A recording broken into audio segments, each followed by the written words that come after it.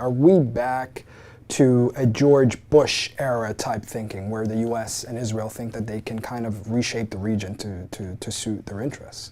I think certainly the Israelis, I think, are believing that now, that this is their opportunity to permanently alter the balance of power in the region and gain a free hand to complete the project of a greater Israel.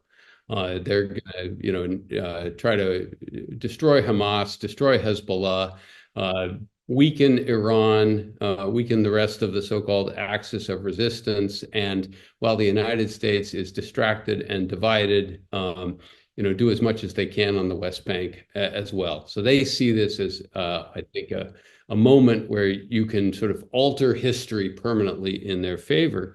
And I don't think it's going to work. I mean, despite all of the tactical successes and achievements you've seen over the last year or so, as well. As I said a moment ago, the Palestinians are being given no alternative, and there's no evidence that they're running up the white flag and going to accept their fate. Hamas is not defeated yet, and even if it were, new resistance organizations are going to be formed.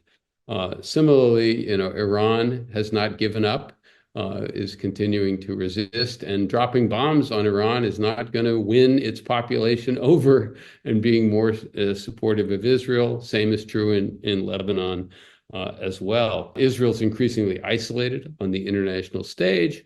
And again, something that is not commented about enough. Well-educated Israelis who have alternatives are starting to leave the country in substantial numbers. And it's hard to get hard numbers on that, but they're clearly up from where they normally are. And I think most of the Israelis who have left are probably not going to go back.